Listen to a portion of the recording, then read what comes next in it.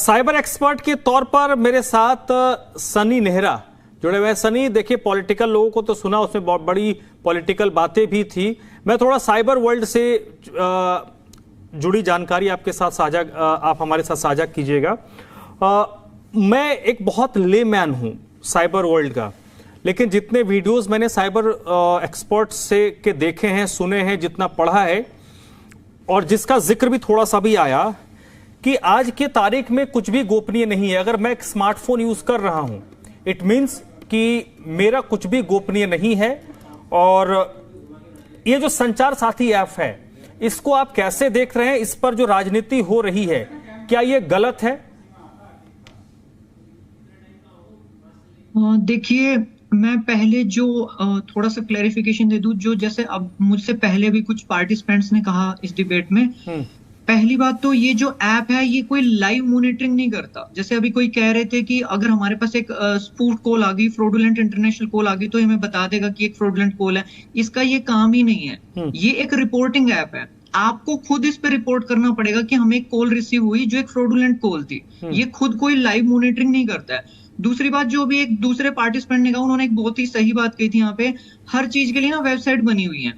देखिए, जो संचार साथी है उसकी पहले से एक वेबसाइट भी है। वो ऐप कोई मैंडेटरी नहीं था। आप हर चीज जाके वो वेबसाइट पे भी कर सकते थे, वहां पे जो भी आपको रिपोर्ट करना था, राइट। ऐप से फायदा क्या हुआ कि जैसे आपको एक कॉल रिपोर्ट करनी थी, मान लीजिए, ऐप का फायदा क्या है कि उसमें आप कॉल्स को एक्सेस दे दो, राइट। वहां पे आप दो ऑप्शन है, मान लीजिए ऐप में। एक आप स्क्रीनशॉट डालें, स्क्रीनशॉट में पॉइंट आउट करें ये वाली कॉल, और एक डायरेक्ट कॉल्स का एक्सेस दे दें और उसमें पॉइंट आउट कर दें कि ये वाली कॉल जिसको हम रिपोर्ट कर रहे हैं। ऐसे ही जो उसका कैमरे का परमिशन है, वो इसलिए दिया गया है ताकि आपको कोई IMI स्कैन करना पड़ जाए, जो बारकोड होता है, राइट। तो उसमें स्टोरेज और मीडिया ये सब इसलिए दिया गया ताकि आपको कोई फाइल वगैरह अपलोड करना पड़ जाए, कोई स्क्रीनशॉट अपलोड करना पड़ जाए किसी चीज को जिसको आप रिपोर्ट कर रहे हैं, राइट। अगर वो सारी चीजें वेबसाइट से भी हो सकती थी, वहां पे थोड़ा सा इनकन्वीनियंस थोड़ा सा ज्यादा था, आप कह सकते हैं, राइट। तो ये कोई ज्यादा मैंडेटरी चीज नहीं थी। मैं फिर से कहूंगा, ये एक रिपोर्टिंग ऐप है। ये कोई लाइव मॉनिटरिंग, आपकी थ्रेड्स को मॉनिटर नहीं करता ये। और अब बात आती है कि जो इसको लेकर सारा जो कंफ्यूजन शुरू हुआ है, वो एक नोटिफिकेशन से शुरू हुआ, जो डॉट ने डाली थी। उन्होंने ये कहा कि ये ऐप ना तो डिसेबल होगा, जो उनका पेज नंबर 2 है नोटिफिकेशन का, आप देखेंगे 7B जो पॉइंट है, ना ये डिसेबल होगा, ना इसे रेस्ट्रिक्ट किया जा सकता है। मतलब OEMs जो मैन्युफैक्चरर्स हैं, वो इसे डिसेबल या रेस्ट्रिक्ट नहीं करेंगे इसकी वर्किंग को। अब उसका जो एक टेक्निकल वर्ड में जो मीनिंग निकल के आता है, वो यही आता है कि आप उस ऐप को डिसेबल या अनइंस्टॉल कर ही नहीं सकते, राइट। लेकिन आज जो हमारे ज्योति सिंधिया जी हैं, जो मिनिस्टर हैं, उन्होंने क्लैरिफिकेशन दिया है कि ये भले ये प्री इंस्टॉल्ड आएगा, लेकिन आपको इसमें, जब तक आप इसमें ओपन करके फोन नंबर नहीं डालेंगे, ऑब्वियसली ये तब तक शुरू नहीं होगा, और आप इसे अनइंस्टॉल भी कर सकते हैं, राइट। तो एक तरीके से ये बस एक अवेयरनेस बन के रह जाएगा, यूजर्स को पता चल जाएगा कि हाँ, एक ऐसा ऐप भी है। अगर वो ऐप यूज करना चाहें तो ठीक है, नहीं तो वो वेबसाइट वर्जन भी यूज कर सकते हैं। अगर उन्हें इतना ही कंसर्न है कि वो अपनी गैलरी परमिशन या कॉल्स की परमिशन देकर वो एक्सेस फीचर्स नहीं यूज करना चाहते हैं। और अब बात आई हमारे मोबाइल फोन्स की, जो जैसे आपने क्वेश्चन पूछा। देखिए, जो हमारी ज्यादातर कंपनीज हैं, उनमें कई तरीके के पहले से प्री लोडेड एप्स आते हैं। आप अभी सैमसंग का फोन ले लीजिए, उसमें OEM प्रोटेक्टेड एप्स भी होते हैं जो डिसेबल भी नहीं होंगे। फिर उसमें गूगल के कुछ ऐसे ऐप होते हैं, गूगल सनी, मेरा सवाल आपसे, अगला सवाल यही था। मैं ये समझना चाह रहा हूं कि जैसे मैं किसी कंपनी का मैं नाम नहीं लेता, अगर मैंने एक कंपनी का फोन लिया, उस फोन को जैसे मैं चालू करता हूं तो कई सारे ऐप होते हैं जो 8-10 GB का एरिया कवर करके रखते हैं, मेमोरी कवर करते हैं वो, और मैं चाहकर भी उसको डिलीट नहीं कर सकता। B कंपनी का फोन लेता हूं तो उसमें भी कुछ ऐसे ऐप्स होते हैं जिसको मैं डिलीट नहीं कर सकता। C कंपनी का फोन लेता हूं तो उसमें भी कई सारे ऐसे ऐप्स होते हैं जिसको मैं डिलीट नहीं कर सकता। इसमें तो एक चीज, और संचार साथी का जहां तक आपने जिक्र किया, इसमें एक चीज है कि जो लोग वेबसाइट पर जाके कंप्लेंट नहीं कर सकते। अगर ऐप होता है, ऐप ज्यादा फ्रेंडली होता है एक कॉमन मैन के लिए, जो वेबसाइट पर लॉगिन करके कंप्लेंट नहीं दर्ज करवा सकता। अगर कंप्लेंटिंग ऐप ही है तो ऐप तो काम को ज्यादा आसान बनाता है। तो फिर उसमें और इसमें क्या फर्क है? क्योंकि जैसे मेरा फोन है, मेरे फोन में भी कई ऐसे ऐप हैं जिसको मैंने साल भर से टच भी नहीं किया। जब तक ये फोन मेरे पास होगा, 10-12 ऐप ऐसे हैं जिसको मैं साल में भर में नहीं कभी एक बार क्लिक किया, और जब तक होगा तब तक क्लिक नहीं करूंगा। बट मेरी मजबूरी यह है कि वो 10 GB का डाटा भी घेर के बैठा हुआ है, जो इसकी मेमोरी है, और मैं इसको डिलीट भी नहीं कर सकता। देखिए, मैं फिर से उसी चीज पे आता हूँ जो मैं कह रहा था। जी। जो आपके पास जैसे गूगल के जितने भी एप्स हैं उसमें डिसेबल का ऑप्शन है, आपको मिलेगा जनरली, राइट? चाहे वो गूगल मैप्स है, चाहे वो गूगल सर्च है, जितने भी प्रीलोडेड आएंगे आप उसे डिसेबल कर सकते हैं। भले आप उसे अनइंस्टॉल का ऑप्शन अवेलेबल, लेकिन डिसेबल का ऑप्शन उसमें मिलेगा।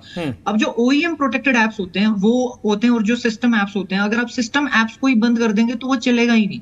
मान लीजिए कोई यूजर इंटरफेस का इंपॉर्टेंट ऐप है जिसकी वजह से आपको स्क्रीन का कलरिंग और ये सब ही ऐसा आता है, आप उसी को बंद कर देंगे तो फिर वो ऑपरेटिंग सिस्टम ही हिंडर हो जाएगा ना। ये कुछ ऐसे ऐप्स होते हैं जिसे आप डिसेबल ही नहीं कर सकते हो। कुछ ऐसे सिस्टम प्रोटेक्टेड एप्स भी होते हैं जो कंपनीज खुद का बनाती हैं, जो डायग्नोस्टिक्स के नाम पे या किसी किसी नाम से चलते ही रहते हैं, जिन्हें आप अगर स्टडी करके कुछ ऐसी चीज ढूंढ लेते हो कि वो ऐसी परमिशन एक्सेस कर रहे थे या ऐसा डाटा ले रहे थे जो नहीं लेना चाहिए, तो स्पाईवेयर की कैटेगरी में फॉल हो जाते हैं।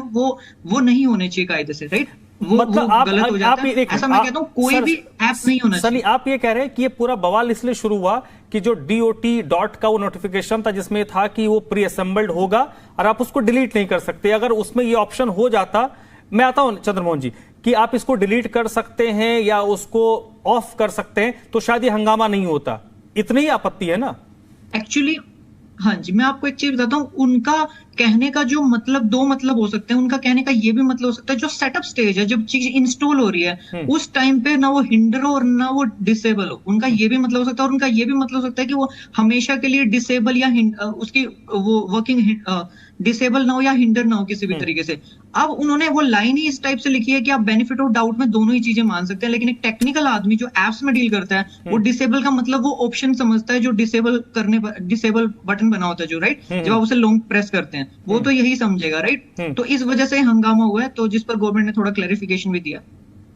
मैं आप सीधे आपसे सवाल पूछता हूं, क्या इस ऐप की जरूरत आप महसूस करते हैं? आप मतलब पब्लिक, उसमें आप साइबर एक्सपर्ट के तौर पे मत देखिए, जो गांव में एक आदमी जो बमुश्किल फोन खोलता है, फोन में 2 फोन लगा सकता है, उसके नाते रिश्तेदारों ने उसको ऐप इंस्टॉल कर दिया है, व्हाट्सएप, फेसबुक, एक्स, इंस्टाग्राम, तो इस तरीके के कुछ ऐप्स उसमें इंस्टॉल कर दिए गए हैं। तो मैं कॉमन पब्लिक के हिसाब से आपसे समझना चाह रहा हूं कि क्या ये जरूरी है? जी देखिए, मैं यहाँ पे, ये थोड़ा सा एक कॉम्प्लेक्स पहलू है। मेरे से पहले भी मैं कुछ पार्टिसिपेंट्स को देख रहा था। मैं एक चीज आपको क्लैरिफाई करना चाहूँ कि कोई भी चीज को ब्लॉक करना हमेशा ही इन्वेस्टिगेशन का पार्ट होना चाहिए। अब जस्ट बिकॉज कोई किसी की कंप्लेंट कर दे कि ये चीज चोरी हो गई, वो चीज चोरी हो गया, बिना प्रॉपर इन्वेस्टिगेशन उसको ब्लॉक कर देना, वो भी कोई ज्यादा सही चीज नहीं मानता मैं। इसलिए इन्वेस्टिगेशन का पुलिस का प्रोसीजर बना हुआ है, राइट? और बात रही रिपोर्ट करने की, हमारे पास cybercrime.gov.in पहले से पोर्टल था जहां कोई भी ऑनलाइन कंप्लेंट रिपोर्ट की जा सकती है। तो वहां पे भी अपने फोन लॉस्ट का एक कंप्लेंट कर देते, वो अलग से फिल्टर होके जो नीडफुल ऑर्गेनाइजेशन है उनके पास चली जाती, जो उस पर फंक्शन करेंगे, राइट? उस पर एक बेसिक इन्वेस्टिगेशन होती है, और वो अगर वो सही कंप्लेंट थी तो चीजों को ब्लॉक कर दिया जाता, राइट? तो और अब जो जैसे मुझसे पहले जो पार्टिसिपेंट्स थे वो कह रहे थे कि हर एक ऐप डिसेबल किया जा सकता है फोन्स में, वो बिल्कुल ही उनका गलत दावा है। मैं आपको बताऊं कि जो भी ऐप ओईएम या फिर मैन्युफैक्चरर प्रोटेक्टेड होता है, जो बहुत सारे ऐप्स होते हैं जो डिवाइस पॉलिसी के अंडर आता है, एडमिनिस्ट्रेशन में, डिवाइस एडमिनिस्ट्रेशन में आता है, वो डिसेबल नहीं किए जा सकते। जब डॉट ने वो नोटिफिकेशन डाला तो जो एक टेक्निकल ब्रेन है वो यही मानेगा कि उन 3 में से किसी कैटेगरी में ऐप को डाला जा रहा है। वो एक ऐसे बेसिक ऐप नहीं मानेगा जो सर प्री इंस्टॉल्ड आया जिसको आपने अनइंस्टॉल कर दिया, डिसेबल कर दिया, क्योंकि उन्होंने खुद ही लिखा है कि वो डिसेबल नहीं होगा, राइट? अब मैं आपके उस पे आता हूँ सवाल पे। देखिए, ये ऐप काफी कन्वीनियंस बढ़ा देता है यूजर्स की, बिल्कुल कन्वीनियंस बढ़ा देता है, ये मानना पड़ेगा। ये इसमें मतलब कि जो वेबसाइट और ऐप में, मैंने जैसे कि पहले भी कहा, एक डिफरेंस आता है। जैसे कि वेबसाइट में क्या है कि आपको स्क्रीनशॉट डालना पड़ेगा कि आप किस कॉल की बात कर रहे हैं। इसमें 2 ऑप्शन है, आप स्क्रीनशॉट डालिए कि भाई ये वाली कॉल की बात कर रहा हूं मैं। अब किसी को मान लीजिए स्क्रीनशॉट ही नहीं लेना आता, तो इसमें एक सिंपल ऑप्शन है कि अपनी कॉल्स का लॉग हमें शेयर कर दो, तो उसमें आपकी सारी कॉल लॉग्स वो ऐप चेक कर पाता है, उसमें से आप सेलेक्ट कर पाते हैं ऐप में कि भाई ये वाली कॉल की हम बात कर रहे हैं जिसको हम रिपोर्ट कर रहे हैं, राइट?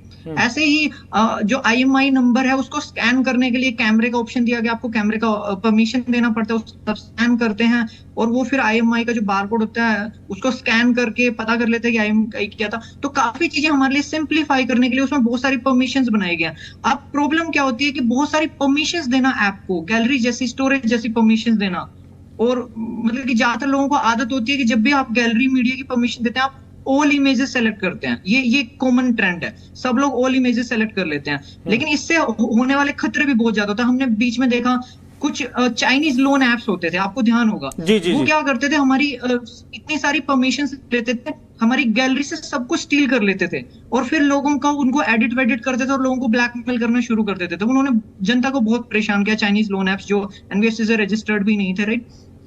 तो बेसिकली परमिशंस देना बहुत सारी एप्स को ये इस टाइप की प्रॉब्लम्स कॉज करता है। तो वेबसाइट से हम ऐप में इसलिए आए कि कुछ परमिशंस ले पाएं और उन परमिशन से चीजें सिंपल हो पाएं। अब जो दावा कर रहे हैं अपोजिशन या जो भी लोगों का प्राइवेसी कंसर्न है वो उन परमिशंस को लेकर है कि इन परमिशंस को अगर हम ग्रांट कर देंगे तो कहीं गवर्नमेंट या जो भी अथॉरिटीज है वो उसको मिसयूज ना करना शुरू कर दें। तो हाँ, उससे कन्वीनियंस तो बढ़ रहा है पब्लिक का, राइट। अब उसकी जो इफेक्टिविटी है, जैसे गवर्नमेंट डाटा दे रही है कि बहुत सारे जो स्टोलन फोन्स है वो ढूंढे गए हैं। अब उसमें से कितने स्टोलन फोन्स इस ऐप की वजह से मिले हैं वो तो वेरीफाई करना बहुत हार्ड है। आप देखिए ज्यादातर जो स्टोलन फोन्स कहाँ से मिलते हैं, इतने सारी देखिए सनी मैं एज अ लेमैन मैं आपसे पूछ रहा हूँ, आप इस चीज को इंडोर्स करते हैं कि ये ऐप होना चाहिए? मैं उसी पे आ रहा हूँ। हाँ, आप इंडोर्स कर रहे हैं। अब देखिए जो ज्यादातर जो फोन्स पुलिस को मिलते हैं चोरी वाले, वो असल में हॉटस्पॉट्स होते हैं जो पुलिस को इन्फॉर्मर्स वगैरह से पता चलते हैं कि ये हॉटस्पॉट्स हैं जहाँ पे चोरी किए हुए फोन्स जाते हैं, वो वहां से लोकेट किए जाते हैं जनरली, जो बल्क में फोन्स मिलते हैं। ये ग्राउंड हकीकत है। हम किसी भी गवर्नमेंट पोर्टल को उसका क्रेडिट दें, वो हो सकता है कि उसमें उसका काफी कंट्रीब्यूशन हो, राइट, हम कह नहीं सकते क्योंकि इतना ज्यादा यूज भी नहीं हो रहा। छोड़िए, आप ही बताइए, अगर मैं आपसे पूछूं कि आप भारत सरकार के संचार विभाग के सलाहकार हैं, तो आपको ये ऐप आप इंडोर्स करते हैं कि ऐप होना चाहिए और किन शर्तों के साथ होना चाहिए, ये बता दीजिए। ये ऐप है, ठीक है, ऐसे तो मैं कह रहा हूँ एक नहीं कई ऐप्स होने चाहिए, बिल्कुल होने चाहिए, और जिससे लोगों का कन्वीनियंस बढ़ जाए, बिल्कुल होना चाहिए। ये कुछ तो कन्वीनियंस बढ़ा ही रहा है, बट बात ये है कि ऐसा ना हो कि हमारा कोई भी जो डाटा लिया गया हमसे वो मिसयूज हो जाए। बस कंडीशन यही होती है, जो हम परमिशंस दे रहे हैं उससे जो डाटा जा रहा है, मतलब आप ये कह रहे हैं कि ऐप होना चाहिए बट उसमें टर्म्स एंड कंडीशन ये होने चाहिए कि अगर मैं चाहूं, जैसा ज्योतिरादित्य सिंधिया का वो बयान था जिसमें उन्होंने कहा कि वो वैकल्पिक है, अगर आपको रखना है तो रखिए, नहीं रखना है तो हटा दीजिए आप। यस, और एक और चीज, अगर मेरा कॉल्स का किसी को मैंने एक्सेस दे दिया कि ये मेरी कॉल्स की हिस्ट्री थी कोई चीज चेक करने के लिए, तो ऐसा ना होना कि वो कॉल्स की हिस्ट्री कोई मतलब मिसयूज हो रही किसी भी तरह से। ठीक है, वो भी एक ठीक है। मनीष जी कुछ